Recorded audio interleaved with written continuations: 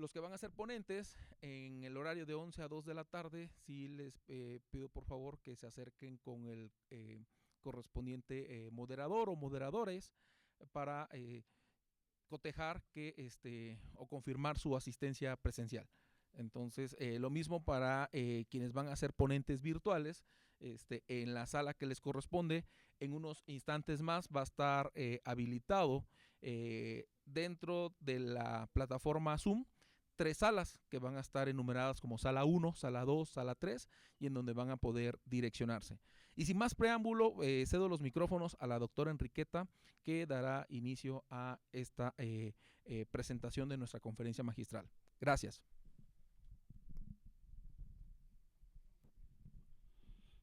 Buenos días nuevamente.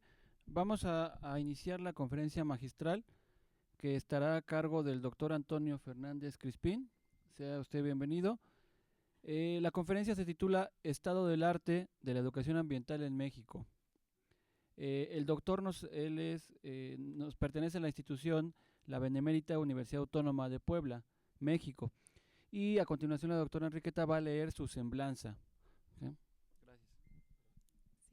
Pues sea bienvenido, doctor. Muchísimas gracias por aceptar la invitación a este evento y bueno, pues sin duda como para aprovechar que el doctor esté aquí de manera presencial, porque además su agenda es súper saturada, y tiene muchas cosas que ha realizado. Solo voy a resaltar algunas de ellas y bueno, quisiera comentar que el doctor Antonio, él es doctor en Ciencias Biológicas por el Departamento de Ecología de la Universidad Autónoma de Madrid.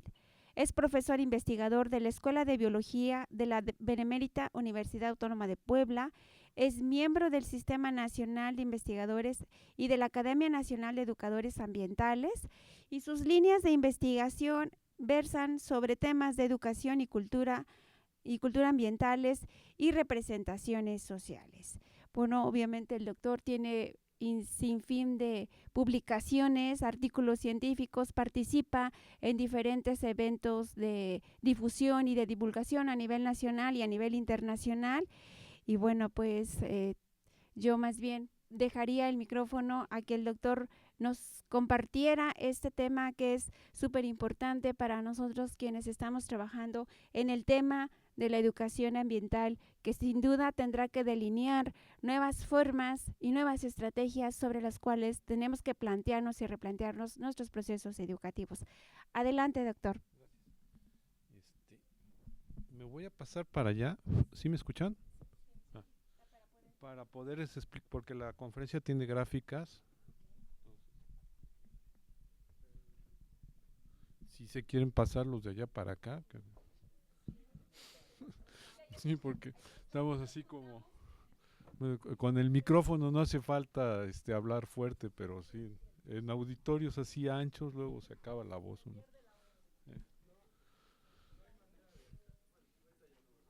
¿De qué? ¿No llega? No. Ah, ok. No sé, ahí la ven. Bueno,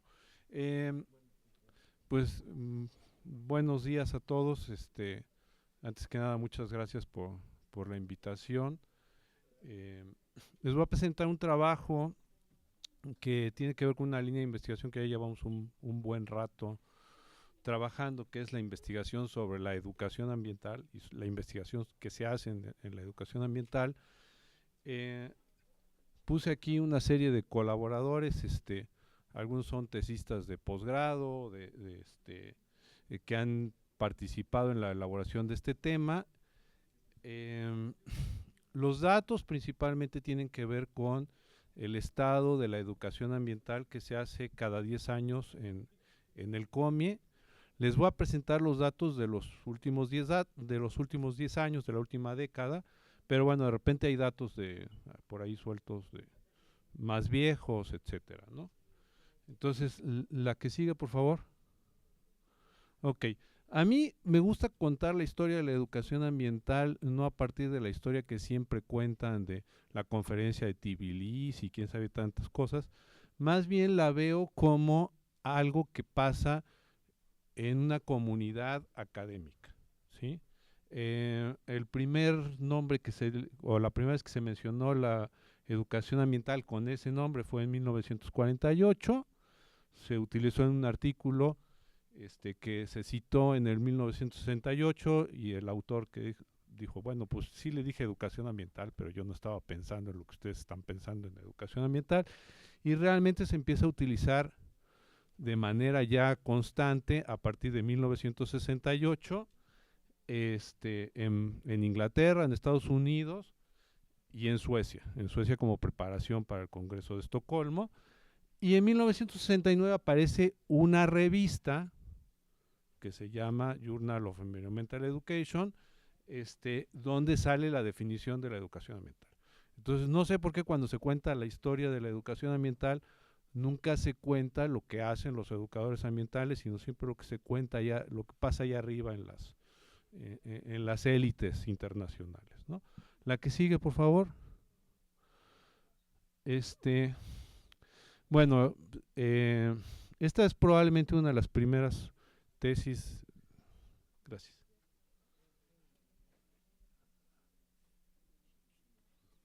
No se ve, pero bueno.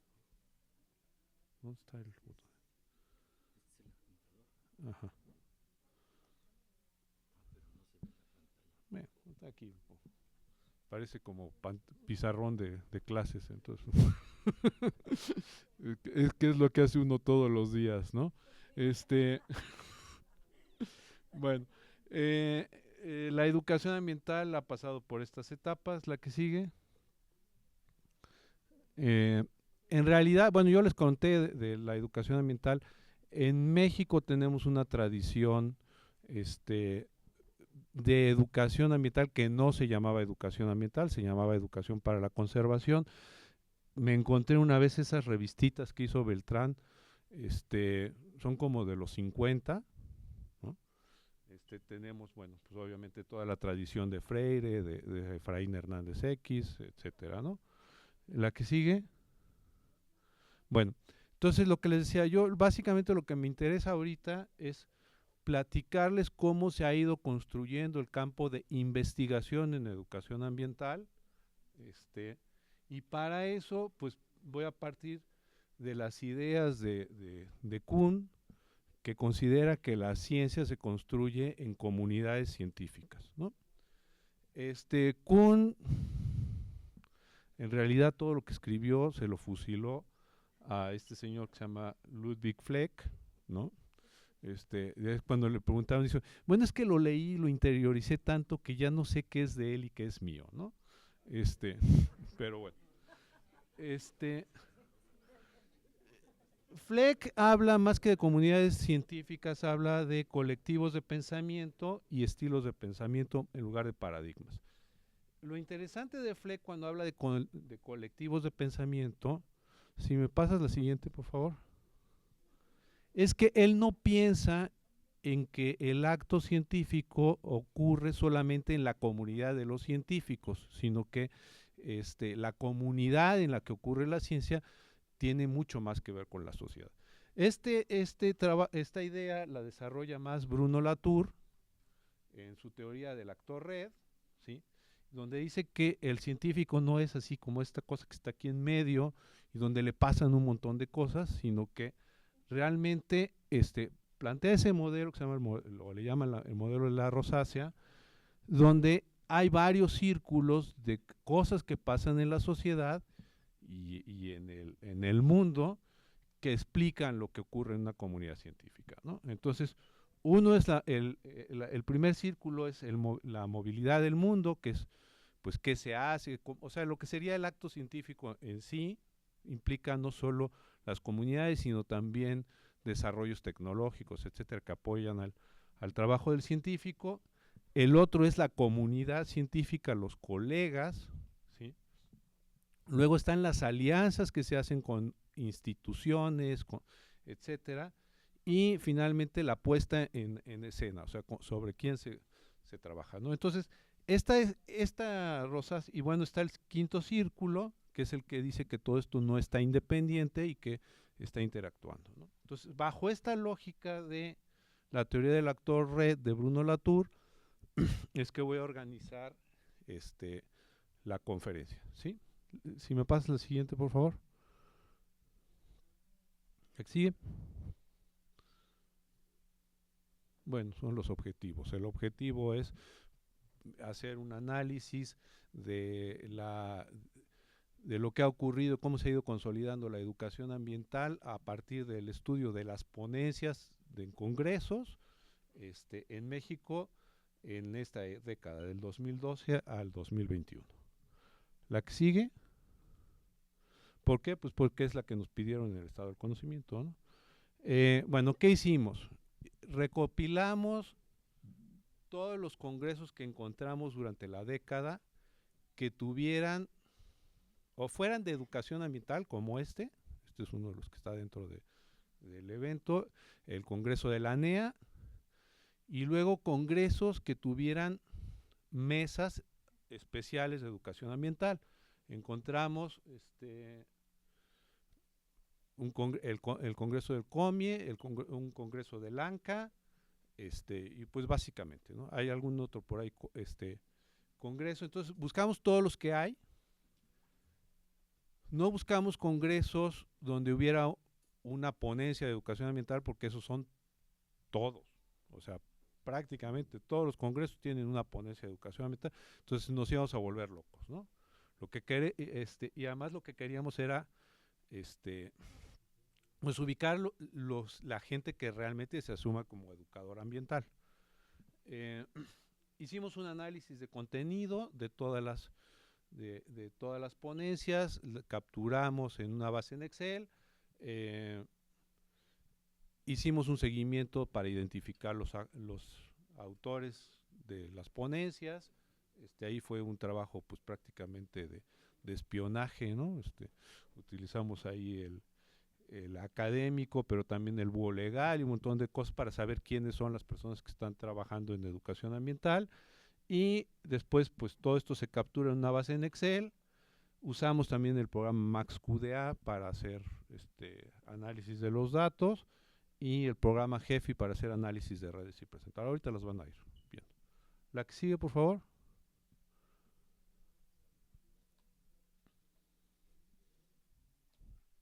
Va un poco lenta. No sé si esté un poco pesada. Tenemos paciencia. Es que si esto ya son datos, entonces ya está un poco más complicado. ¿Yo lo puedo pasar aquí? Ok, sí. A ver. No. A ver. Ya me regresé.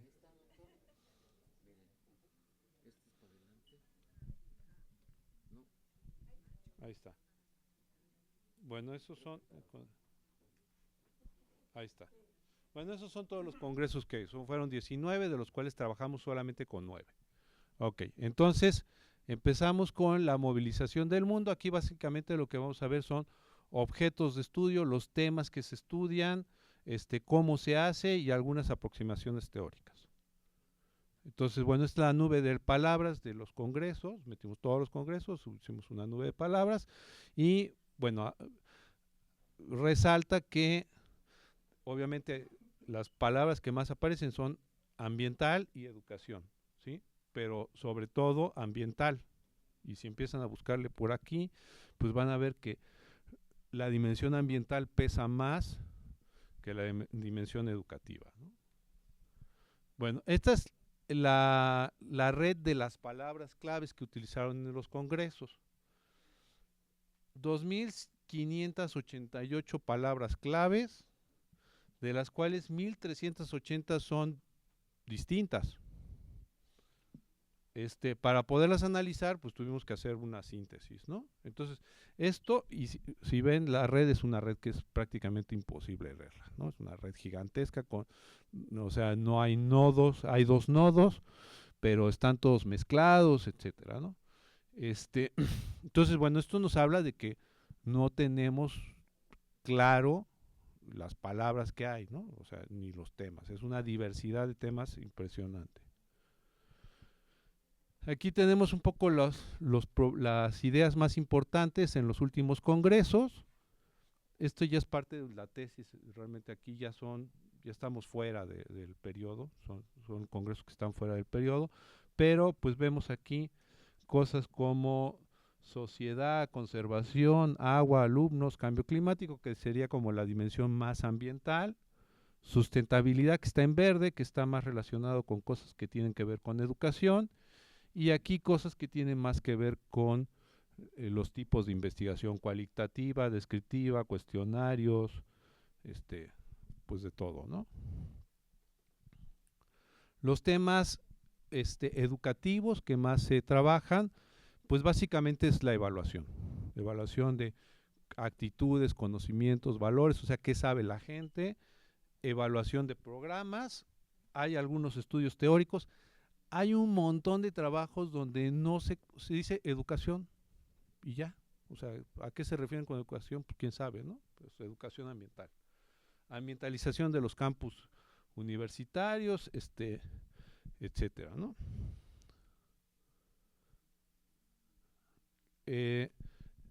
La parte que más se trabaja son los conocimientos, luego cultura, actitudes y todo lo que es competencias, y eso está hasta el último, ¿no? Y también muchas cosas que no se especifica, que ni siquiera sabemos a qué se refieren, ¿no? Ahora, temas ambientales, si se fijan, la gráfica es muchísimo más grande, hay una mayor diversidad, también hay cosas muy genéricas, esto predomina mucho, o sea, no se trata un tema en concreto, el tema es educación ambiental, la sustentabilidad, cultura ambiental, cambio climático, basura, etcétera. Y miren, por ejemplo, a Víctor Manuel Toledo le preguntaron cuál era el problema ambiental más importante de México y dijo que la alimentación. Vean dónde está. Al final de la gráfica, ¿no? Bueno, yo acabo de meter una tesis de educación ambiental para la maestría donde estamos, con temas de alimentación, y los biólogos me dijeron, ¿y eso qué tiene que ver con la biología? Pues todo. No, pero bueno, o sea, no lo vemos como un tema importante, ¿no? El alcance de la investigación predomina, bueno, nosotros habíamos planteado esto, predominan los trabajos descriptivos y también los interpretativos, y lo demás, hay algunos así como para la transformación y la intervención, pero son poquitos, ¿no? El tipo de investigación que predomina es la cualitativa. Tuvimos que meter aquí categorías que no están en los libros, ¿no? Como esta práctica no está en Sampieri ni en ningún libro de metodología, porque la gente reportaba sus intervenciones, ¿no? Entonces, realmente no es como un tipo de investigación cualitativo, cuantitativo, etcétera, ¿no?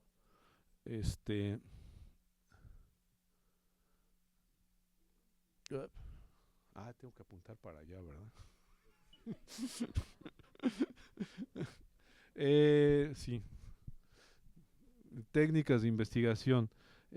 Básicamente son reportes de intervención, bueno, y las técnicas interrogativas, cuestionarios, algunas cosas de análisis de contenido y otra vez una diversidad metodológica tremenda, ¿no?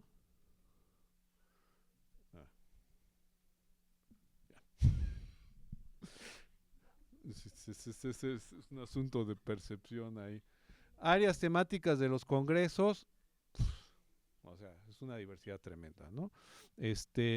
Predominan iniciativas comunitarias, rurales y urbanas, educación ambiental para la sustentabilidad en universidades, después vamos a ver por qué, formación ambiental de profesionistas, y digamos que estos son prácticamente teorías de la educación ambiental, son como, esos ocupan la mitad, ¿no? Esos temas, y el resto son súper diversos, ¿no?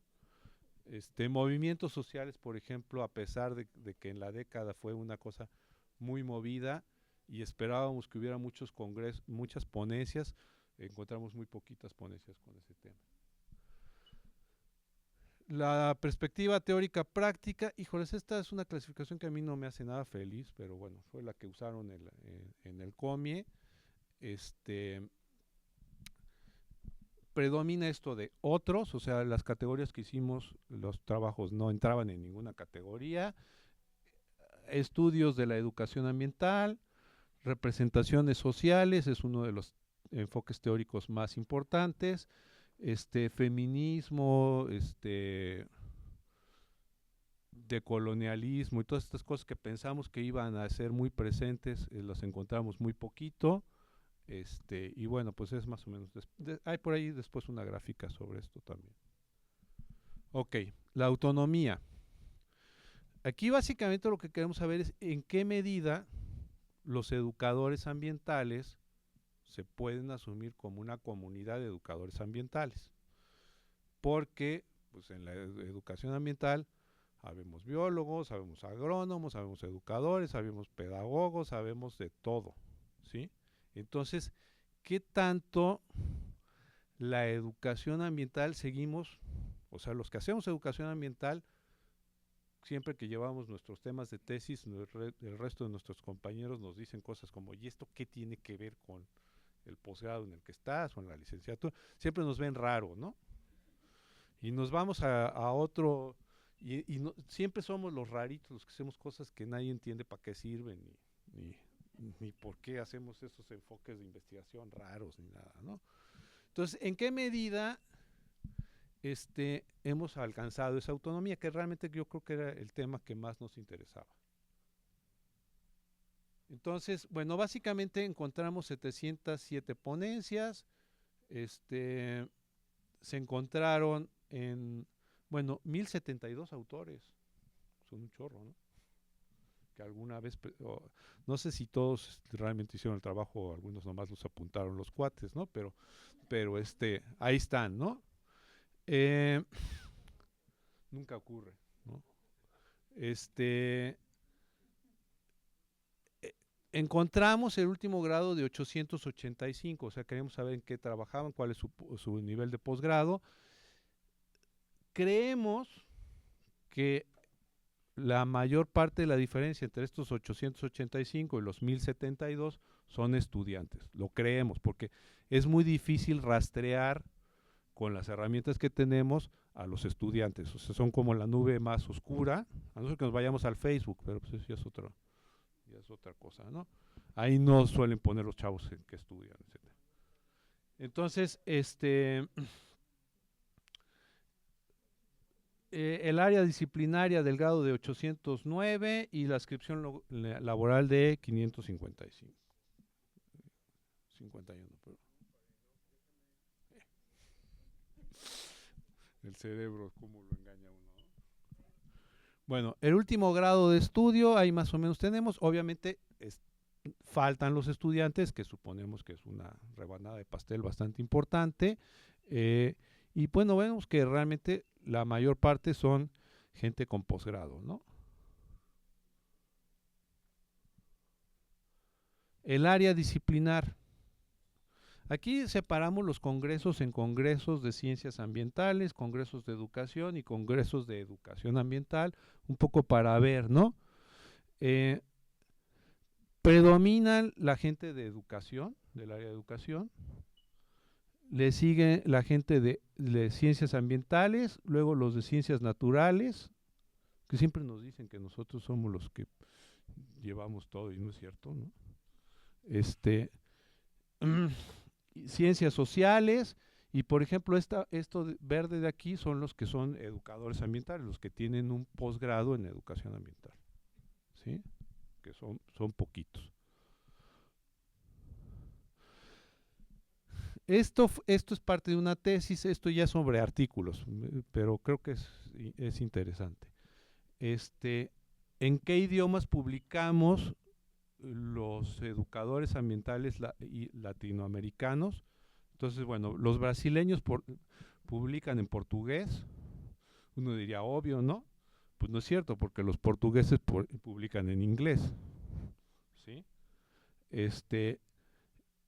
Los que publican en español y, curiosamente, México y España, Ecuador, Chile, publicamos en los dos idiomas, ¿no?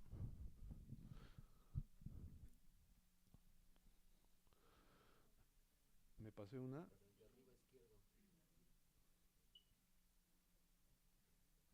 Bueno, es las revistas donde publicamos de chile, de mole y de literalmente de todo. O sea, es increíble en las cosas. Cualquier revista de la cosa que menos se les ocurra que tiene que ver con educación ambiental, hay un artículo de educación ambiental, ¿sí? Y además siempre te ven feo, ¿no? Porque es una bronca. O sea, yo mandamos un trabajo a una revista de medicina y cómo nos costó trabajo, inglesa. Mandamos otro trabajo de ingeniería ambiental, una revista holandesa. De entrada les hablas de pobreza y se quedan así como, ¿y eso qué es, no?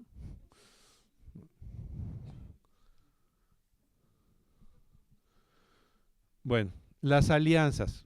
O sea, para poder hacer educación ambiental hay que hacer alianzas, ¿no? Ya vimos que se hace alianzas con revistas de chile, de mole y de manteca.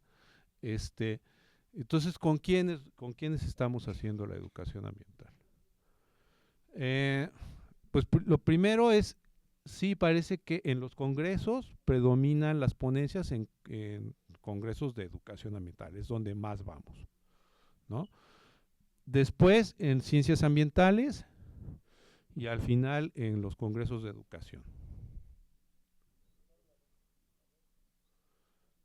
Esta yo creo que me la voy a brincar porque está demasiado enredada.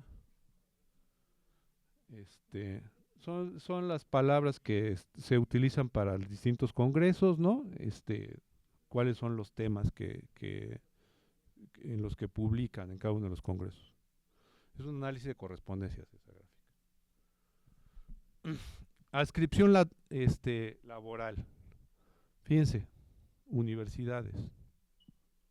O sea, prácticamente toda la investigación en educación ambiental que se hace en el país es en universidades.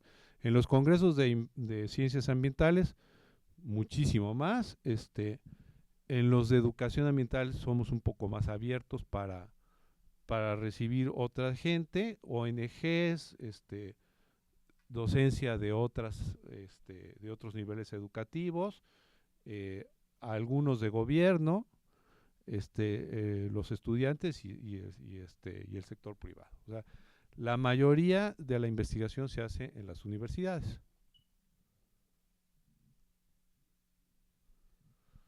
¿Cuáles son las universidades en las que han estudiado el último grado las personas que presentan en congresos? Este es un dato que es complicado porque nosotros hicimos la investigación hace 2 años, entonces buscamos el grado que tenía la gente hace 2 años. No sabemos qué grado tenían cuando hicieron la ponencia ni en dónde estaban, ¿no? Entonces, 222 universidades donde se han formado los educadores ambientales. Aquí no están todas, ¿no? Aquí están las más importantes. Obviamente la UNAM, ¿no? El POLI, y luego están la UDG y la Pedagógica Nacional, que son las que tienen los 2 posgrados de educación ambiental y que además organizan congresos, ¿no? La Veracruzana, que también tiene un posgrado con un área terminal en educación ambiental, la de Baja California, Chapingo, San Luis Potosí, la UAP, y bueno, la Autónoma de Madrid, que también tiene hizo un doctorado donde nos fuimos en desbandada muchos mexicanos, y bueno, pues más o menos como para que se den una idea. Ahí pueden buscar su institución, seguro tienen. ¿Sí? ¿Se cambió? ¿Para atrás o para adelante? A ver. Bueno, fíjense, estos son los congresos iberoamericanos, tampoco es el objeto. ¿Quiénes son las secretarías que participan en la convocatoria de los congresos? Medio ambiente en azul, educación en naranja y en gris, educación ambiental. O sea, Cuba y Brasil tienen un departamento o una institución de educación ambiental. Los mexicanos, instituciones de medio ambiente y las educativas muy tangencialmente. Digo, me refiero a la SEP, etcétera, ¿no? O el equivalente a. Ok. ¿Hacia quién va dirigida la educación ambiental? ¿Hacia quién creen? Si se hace en las universidades, estudiantes universitarios, ¿no? Estudiantes, muchos programas que dicen educación ambiental y no sabes ni a quién va dirigido, o sea, es un ente ahí extraño. La educación ambiental comunitaria para la formación, más bien para docentes ya formados, educadores ambientales, bueno, adolescentes y niños es lo mismo que estudiantes, pero fuera del ámbito académico, ¿sí? Aquí en estudiantes vamos más por estudiantes de educación básica. Y pues una gran diversidad de públicos metas, ¿no? Ahora sí se fue. Ahí está. Ok. Pues más o menos entonces eso sería como el panorama, ¿no?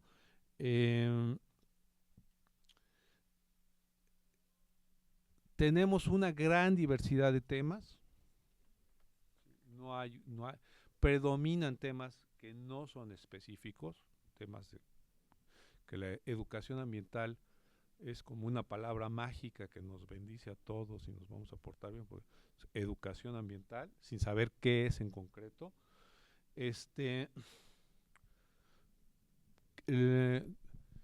Lo investigamos con cuestionarios, pues básicamente preguntándole a la gente qué piensa. Trabajos de observación, etcétera, son muy pocos.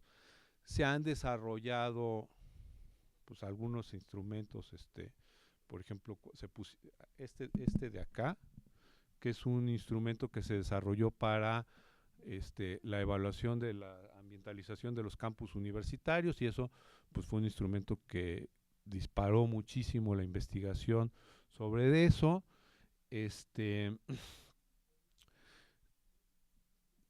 No tenemos, por ejemplo, un tesauro que nos unifique las palabras de educación ambiental que utilizamos. El único tesauro que hay de congresos es el del COMIE, y las palabras de educación ambiental es muy difícil meterlas dentro de su propio tesauro. Entonces eso habla de que realmente hay una dispersión sobre los conocimientos que tenemos. Yo no sé si eso sea bueno o malo, pero eso es lo que hay. Sí se ha ido consolidando la educación ambiental de una manera más o menos independiente. Pasó una cosa muy interesante en la década pasada. Digamos, si vemos, hicimos el análisis de la década anterior, de la primera década del siglo, ¿no? Y los inicios en los 90 tienen que ver con que este tipo de eventos eran financiados o apoyados desde el gobierno, ¿sí? O sea, básicamente desde las instituciones de medio ambiente, Semarnat, como quiera que se llamara, pero eran los que apoyaban la organización de congresos, etcétera, ¿no? Hubo un foro de educación ambiental que se hacía desde la Semarnat en colaboración con las universidades. A partir de la segunda década de este siglo, lo que ha habido es un adelgazamiento de las instituciones preocupadas por medio ambiente. La SEP no ha entrado al relevo, ¿sí? Entonces, a mí particularmente me parece que eso no es una tragedia, porque lo que ha hecho es que las universidades sean las que tomen la estafeta, ¿no? Y la sociedad civil. O sea, los congresos son cada vez más organizados no desde arriba, sino desde abajo.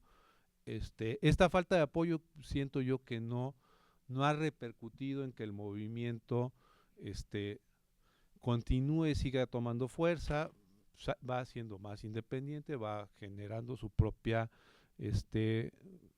agenda. Entonces, en ese sentido, siento yo que sí vamos avanzando hacia la autonomía. Todavía hay pocos posgrados de educación ambiental, incluso hay menos, ¿no? Y algunos ahorita están medio amenazadones, pero bueno, digamos que hay una cierta autonomía. La mayor parte de la información que se produce en congresos. O sea, las dos fuentes importantes de investigación en educación ambiental son las tesis y los congresos. En términos de artículos, publicamos muy poco, ¿sí? Y cuando publicamos, no publicamos en revistas de educación ambiental. Pues ya no sé si es una o dos revistas de educación ambiental en el país. Hay otra en Brasil, que es en portugués, pero acepta artículos en español. Y las revistas especializadas en educación ambiental, pues como los educadores ambientales somos poquitos, tienen poco impacto. Entonces, la gente prefiere publicar en revistas que no son de educación ambiental porque el índice de impacto es más alto, ¿sí? Entonces, ahí eso es un problema porque todo lo que son los enfoques participativos de investigación, acción y todas estas ideas locas que tenemos los educadores ambientales son muy difíciles de colar en revistas que no son del área, ¿sí? Entonces, esa creo que es una de las tareas importantes. Bueno, el público meta sigue siendo particularmente pues el que tenemos ahí a la vuelta, que es, o sea, hacer una investigación con chavitos de secundaria, prepa es bien fácil, haces tu cuestionario, le pides permiso a la profa. Oiga, si vas en las últimas semanas del año donde los profes ya no saben qué hacer con los chavos, pues ya se acabó el programa. Ese es un super tip. Vas y les tocas y dices, profe, ¿me presta? Sí, pase. O sea, ¿no? Súper fácil. Entonces, son un público cautivo que no se puede, y aplicas encuestas de volada, ¿no?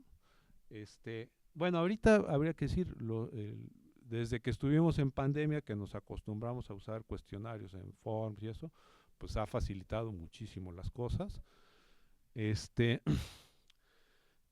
Pues sigue también, bueno, hay muchos ámbitos, el ámbito comunitario sigue siendo importante, etcétera, ¿no? Y bueno, pues creo que eso es más o menos lo que hay. Esto, pues son detalles, ¿no? De qué tipo de público se va en cada uno de estos enfoques teóricos, etcétera, pero creo que realmente no vale mucho la pena profundizar en esto. Ahí está. Pues las conclusiones son básicamente lo que les conté, ¿no?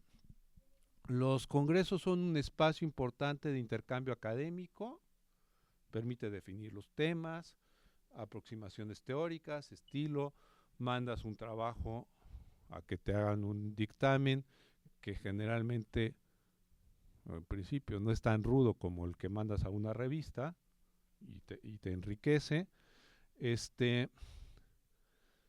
A pesar de que se consideran las ponencias en congreso literatura gris, en realidad son pues lo que más se publica en México, ¿no?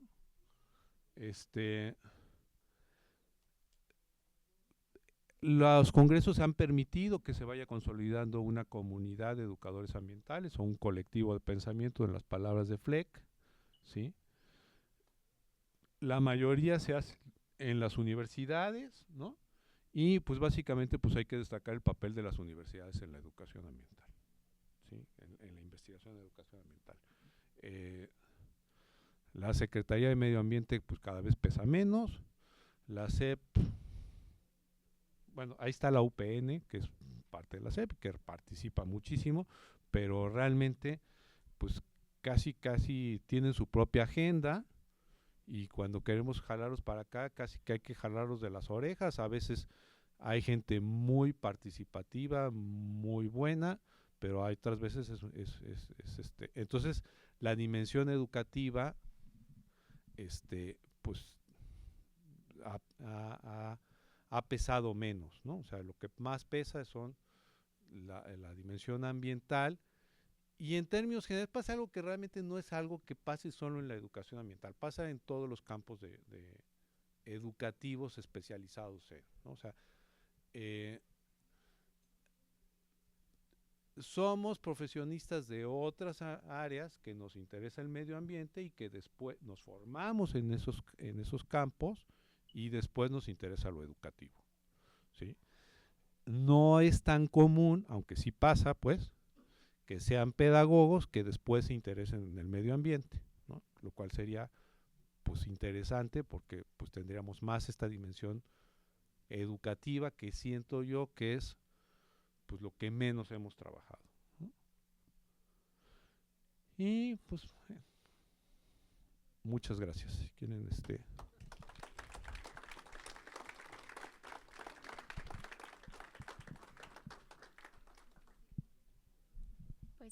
Muchas gracias, doctor Antonio. Sin duda, pues los datos que usted nos muestra son muy reveladores en términos de todo este proceso, ¿no? De cómo se ha ido construyendo la educación ambiental a nivel nacional, a nivel internacional, pero sobre todo cómo es nuestra participación como investigadores, investigadoras y quiénes son quienes estamos impulsando estos procesos educativos. En ese sentido, pues bueno, yo creo que nos deja como muchas reflexiones a quienes nos dedicamos a estos procesos educativos, también repensarnos hacia dónde vamos a seguir en publicando, pero también cómo tenemos que ir construyendo, ¿no? Sin duda alguna el tema de que las instituciones oficiales sean quienes hayan impulsado en su momento todos estos procesos ambientales. Todo el mundo hablamos de que es necesario la educación ambiental, sin embargo, la construcción en la parte práctica y en la parte operativa, realmente los esfuerzos están siendo como muy poquitos, desde espacios muy limitados. Y bueno, creo que hoy bien lo decía usted, y hace un rato teníamos aquí la presencia de diferentes organizaciones, autoridades ejidales, que también están poniendo sobre la mesa la necesidad por una cuestión que es el tema de la alimentación. No hay agua suficiente, no tenemos tierras ya de calidad, ¿no? Que nos puedan permitir el abasto de nuestros alimentos, y sin duda alguna, ¿no? Pues lo que decía Toledo es verdad, si no hay alimento, pues no tenemos vida, y todos los días cuando nos levantamos al menos pensamos en desayunar, comer y cenar, pero ahora hay que agregarle que sea rico, nutritivo, sano y saludable. Entonces, hay muchos componentes que desde la educación ambiental tendríamos que estar pensando. Yo agradezco mucho estos datos porque creo que estamos ante una comunidad sensible a todos estos procesos y que tendríamos que estar pensando hacia dónde vamos. Entonces, yo les daría, si alguien tuviera alguna pregunta, comentario, que pudiéramos hacer breves en la pregunta o el comentario, con la intención de que podamos pues compartir. Adelante, doctora Aire. Buenos días. Antes que nada, doctor Antonio, impresionantes los datos. Yo la verdad, como lo dijo usted, yo no voy a plagiar, yo estoy compartiendo el pensamiento porque esas barras fueron impresionantes, y quiero comentarle algo de que por qué a veces cuando hacemos algo de educación ambiental, soy de la Universidad de Guadalajara, lo publicamos en revistas que no son especializadas en educación ambiental. Cuando no tenemos la formación y estamos formados en ciencias duras, no sabemos. Y uno trata de ver cuál es el área de aplicación de un artículo que tenemos, que hay educación, pero que también hay ciencia, y que se utilizaron matemáticas y estadísticas, no sabemos dónde meter el artículo. Entonces, yo creo que después de que el Instituto Nacional de Ecología, con su excelente serie pedagógica y autodidacta, después de la desaparición de todo ese boom ambiental que hubo a finales de los 90, sería bueno que tuviéramos revistas especializadas en educación ambiental, donde también nos permitan nos den la oportunidad de hacer análisis estadísticos y matemáticos que dicen, es que no encaja aquí, porque no es tan pedagógico, sino que es más bien de ciencias exactas. Así que pues sería bueno promover una revista especialista en esas áreas. Y muchísimas felicidades por compartirme el pensamiento con sus gráficas. Sí. Preguntaría también desde quienes están en el área de Facebook, si alguien quisiera compartir alguna pregunta, algún comentario, si me pueden apoyar. Monitores de... Adelante. Luis, adelante.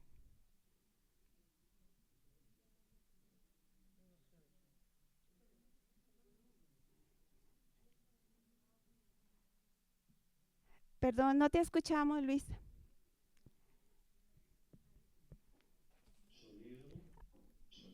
Adelante. Sí, adelante.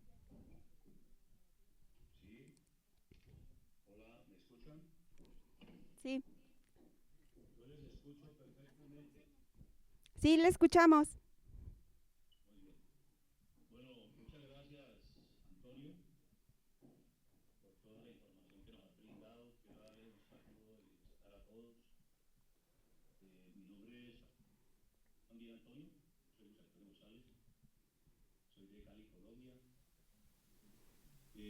Represento en este momento a la Universidad del Valle y a la Universidad Centro Panamericano de Estudios Superiores de México,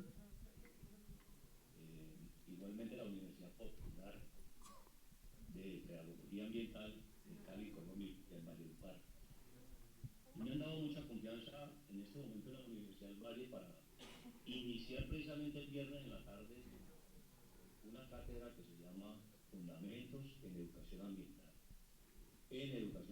Bueno, el colectivo que pensó la educación ambiental considera que se debe partir de allí, de fundamentos. Y pues me han dado esa confianza de poder definir principios desde el derecho propio, o sea, desde el derecho natural, no el derecho ancestral. Eso es una introducción francesa. Hablo del pensamiento latinoamericano, o sea, desde el derecho natural a legitimar lo que significa el pensamiento de la educación ambiental. Desafortunadamente, con los datos que nos da Antonio, los datos que conozco del DEA en España, con el profesor Javier Benayas, que lo tiene ahí como autor,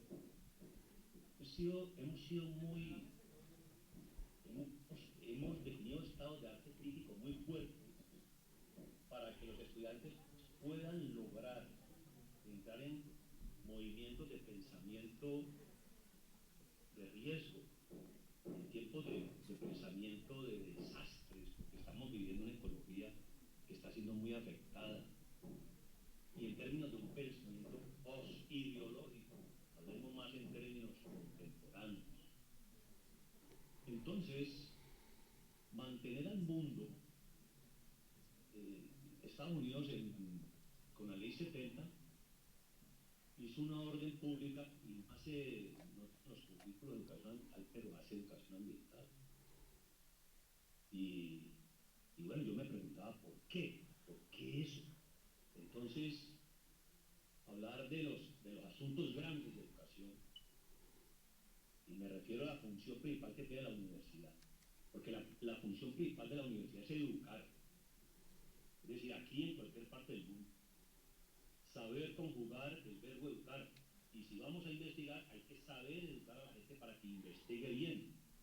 Y en educación ambiental todo el mundo dicta educación ambiental porque no se formó en educación ambiental, sino en una disciplina, pero era que el aporte que ese biólogo, por ejemplo, aporta desde su lenguaje a la educación ambiental es muy válido.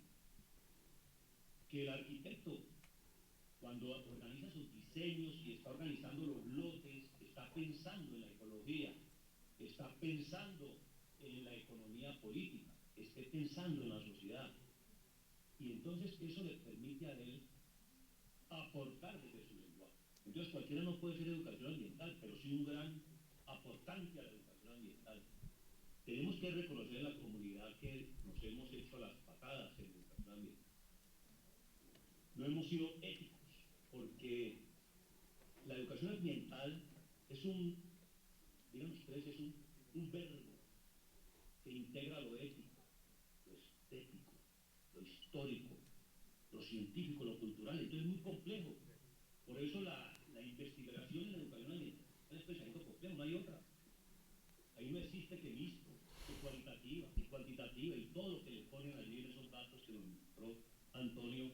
Eso no es educación ambiental, es el aporte de la disciplina X a eso. Pero yo les pregunto, ¿cuáles serían entonces los epistemes del educar en ambiental? ¿Cuál es la nueva visión, la nueva concepción? Porque eso no le reclama a la educación. ¿Por qué no estamos preguntando por la educación ambiental? ¿Por qué elegir la educación ambiental? ¿Qué tiene que ver el mundo de la vida con la educación ambiental?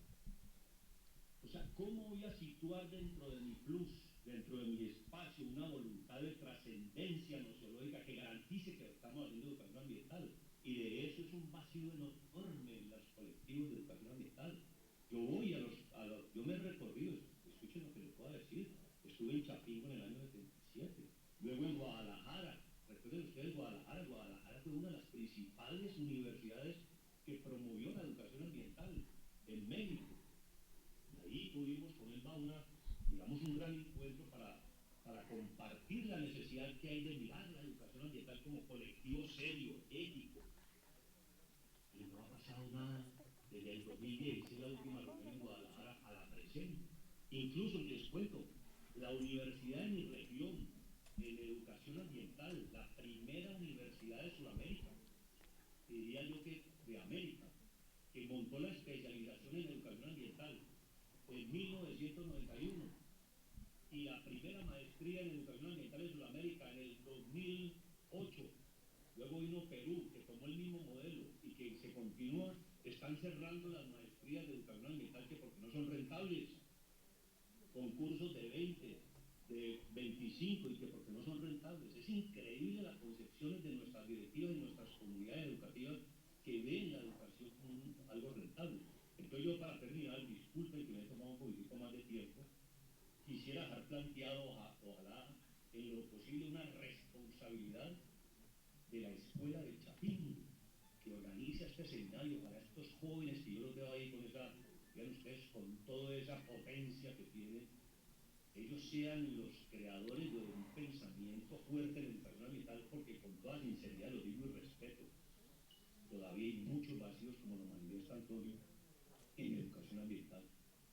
Y ojalá estos muchachos construyan una universidad, podríamos llamarla itinerantes, o sea, trabajar una universidad de hoy, ojalá que las plenarias de este hermoso seminario ustedes puedan plantear la necesidad de una universidad itinerante, que sea el corazón de América, para que nosotros podamos expresar allí los frentes humanos contemporáneos de la investigación en educación ambiental. Es que si ustedes se preguntan por los frentes, no los hay, son disciplinares, entonces no relacionan nada de lo que significa la educación ambiental. Es cierto que las ciencias ambientales son el fundamento científico, pero es una parte de lo que es la educación ambiental. Yo tuve la oportunidad de leerme la mayoría de las tesis del DEA con Javier Benayas. Yo tengo todos los documentos y me los leo, y desde el CISCA hasta hoy me los leo, y veo que todavía tantos años, y todavía no podemos entrar en esos frentes humanos contemporáneos de la investigación en la educación ambiental, y esa es una tarea inmediata. Y esos frentes tienen que ver con los núcleos de interrogación. No podemos volverlos disciplinares porque entonces no avanzamos. Hay que trabajar la dominancia, de las ciencias concurrentes a eso. Y necesitamos el aporte del biólogo, necesitamos el aporte del económico, del politólogo, etcétera, etcétera. ¿Por qué? Porque se necesita que el estudiante, si va a transformar a una sociedad y va a transformar el pensamiento, necesita, y transformar el ambiente también, necesita trabajar con la ciudadanía. Y él necesita producir, necesita un desafío cívico, autobiográfico. Eso necesita un estudiante hoy en día, y eso no lo preparamos para eso. ¿Cuáles son las aspiraciones de la verdadera investigación que va a realizar? Profe, Disculpe que lo interrumpa, si nos apoya y ir cerrando su idea. Hay que hacer todo ese giro. Es que no es fácil trabajar la educación ambiental porque la educación ambiental se trabaja desde el pensamiento complejo, aquí y en cualquier parte del mundo. O sea, podría tomar muchos otros elementos importantes de la educación ambiental, pero Antonio, dejo ahí la reflexión y espero que en Chapingo nazca una universidad con UNICEF que me ha dado la oportunidad de brindarles a los estudiantes de tesis de doctoral la oportunidad de tomar Sí. líneas fuertes. Maestro Luis, sí, le agradecemos mucho su participación. Yo quisiera que por favor diéramos la oportunidad de que estos comentarios sean breves, con la intención de que todas las personas podamos participar y por tiempos no desajustemos la agenda. Entonces yo solo le voy a dar la palabra ahora al doctor Antonio con la finalidad de que él nos pueda hacer un comentario final y poder ir cerrando esta conferencia magistral. Muchas gracias. Sí, pues muchas gracias. Pues yo creo que sí, efectivamente es un campo que es interdisciplinario y que requiere del enfoque complejo, como se menciona, pero sí creo que tenemos que ir consolidando pues una agenda, una comunidad, ¿no? que realmente se profesionalice esto. Un problema que tenemos es que sí, hay muchos jóvenes, pero la educación ambiental se ha visto durante mucho tiempo como una chamba de, pues mientras, ¿no? Es una buena chamba cuando acabas de salir de la carrera y te vas a un lugar paradisíaco ahí en la sierra, estás un ratito hasta que te aburre ver tantas plantas y bichos, y decides casarte y un sueldo de a de veras, ¿no? O sea, porque primero vives de estar ahí en un lugar bonito, el espíritu. Entonces, es un poco lo que tenemos por delante, o sea, cómo se va consolidando como un campo real, ¿no? Como campo de investigación es una bronca. Hubo una revista que se llamaba Tópicos de Investigación, que fue muy buena en los 90. Guadalajara, junto con San Luis Potosí y varias universidades, armaron otra revista, se llama Jandiecua. La verdad es que no sé ahorita en qué, si sigues la revista o no. Pero también ha estado más cargada a la dimensión más educativa de presentar experiencias, ¿no? No tanto hacia la investigación. Y Raúl Calixto está coordinando otra revista en la UPN, pero que tampoco le ha dado mucho peso a la parte de investigación, ¿no? Entonces es muy curioso, a mí me llama mucho la atención cómo los anglosajones, cuando empieza una comunidad de investigación en lo que sea, empiezan formando la revista. O sea, el inicio de la educación ambiental en Estados Unidos empieza con la revista. En Inglaterra, unos años después, empieza con la revista.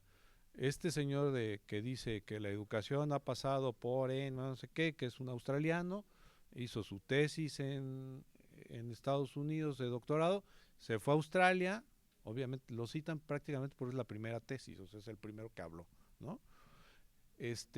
Y tienen una revista. Los sudafricanos tienen una revista, ¿no? Y los latinoamericanos, o sea, porque no es un asunto solamente de México, es un asunto de Iberoamérica, ¿sí? No hemos sido capaces de consolidar una revista.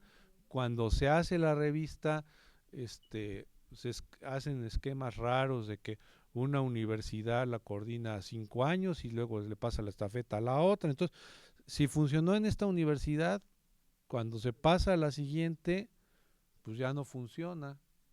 O en lugar de ser instituciones, somos personas, ¿sí? O sea, ese ha sido uno de los grandes problemas. El Complexus, por ejemplo,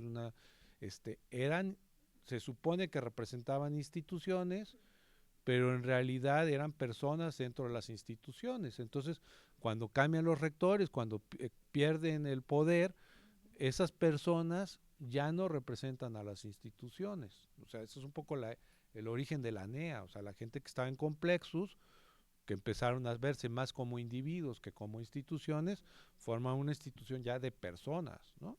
Donde cada uno de nosotros somos independientes de que nos jubilemos, no nos jubilemos, etcétera. Entonces es una dinámica ahí bastante interesante, ¿no? Que pues de alguna manera sí tenemos y pues quizás es nuestra tradición. Nos organizamos mejor en congresos, ¿no? Entonces por eso tenemos buenos congresos y cada vez pues vamos teniendo congresos con más constancia, con más rigor, que yo creo que esa es una de las cosas que vale la pena destacar, ¿no? Y bueno, y en ese sentido, pues felicidades a Chapingo por haber mantenido, yo creo que son de los eventos académicos que más constancia han tenido, ¿no? Gracias. Pues muchas gracias. Vamos a agradecerle su participación al doctor Antonio. Y yo quisiera, doctor, estamos en proceso de firmas de las constancias. Entonces, si me ayudan a proyectar la constancia y bueno, todavía no nos vamos, ¿eh? Apenas vamos iniciando. Si me ayudan a proyectar la constancia, por favor. Y bueno, esta es una entrega virtual, aunque estemos presencial, una disculpa, pero bueno, el Colegio de Posgraduados, en colaboración con la Universidad Autónoma Chapingo, a través del Departamento de la Preparatoria Agrícola y la Red Mexicana de Formadores Ambientales para el Desarrollo Sostenible AC, otorgan la presente constancia al doctor Antonio Fernández Crispín por su participación como conferencista en el 4º y 6º Seminario de Educación Ambiental y Desarrollo Sostenible CIA 2023, que se va a realizar del día 5 al 8 de septiembre del año en curso. Y su tema fue el estado del arte de la educación ambiental en México, para quien les pido nuevamente un caluroso aplauso. Doctor, le haremos llegar y bueno, le hacemos entrega de un pequeño presente de parte de nuestras instituciones. Muchas gracias.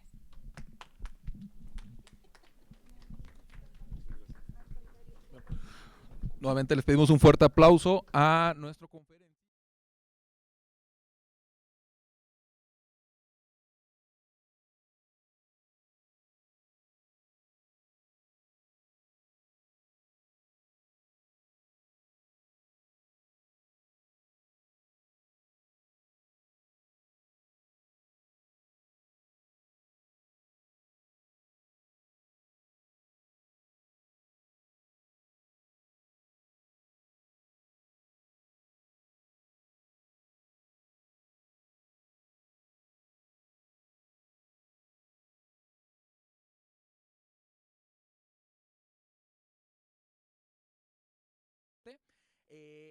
Esta sala principal va a ser la sala 1.